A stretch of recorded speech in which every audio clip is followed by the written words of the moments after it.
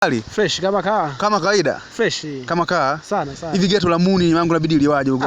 Geto la Muuni mwanangu, geto la Muuni kwanza ni ukiingia ndani yani unakutana na hiyo bedi tu imepoa tu, bedi hata haijatandikwa yani.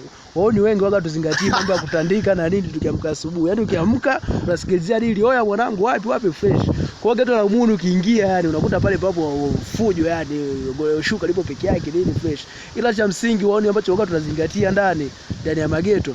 Tunazingatia sana yani mambo ya msosi. Msosi ndio unaweza kukuta umepoa pale kidogo yani kimnyamwezi nini fresh, kwamba hata waoni wakija kupoa magetoni mnajua mnaishije yani. Muona ukitoa mambo ya msosi pale lazima tuna PS kidogo, waone tunaweza tukajiliwaza tukawa tunagonga PS nini pale fresh. Hapo nyama. Waoni wengi tunapiki PS au nyama. So umesikia? Kwa kawaida Muuni inabidi amiliki nani tro ngapi, suruali ngapi Muuni? Muuni tro ngapi? Tro 2 tu zinamtosha Muuni yani. Yaani inakauka tunasikilizia, inakauka inapigwa na upepo tunakunguta tunaipiga mwilini. Mambo ya kuwa na mabegi hayo tuachie watu wengine. Ndio maana unakuta hata Muuni sometimes akiwa anasafiri unakuta tu ambeba begi la mgongoni yani. Hapo ndo kabeba yani kila kitu yani. Kuna miswaki, kuna nini, kila kitu yani kipo kwenye lile begi. Kuhusu mazaga ndani nini, sufuria, majaba, sijui sahani, sijui bakuli, vijiko, mtu Muuni hivi ana vitu hivyo kweli?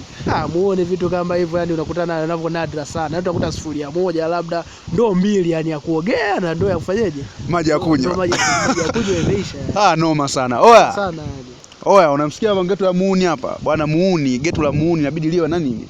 Kindoo kimoja cha kuogea na cha maji ya kunywa, au sio bwana? Unyamwezi sana mwana. Fresh.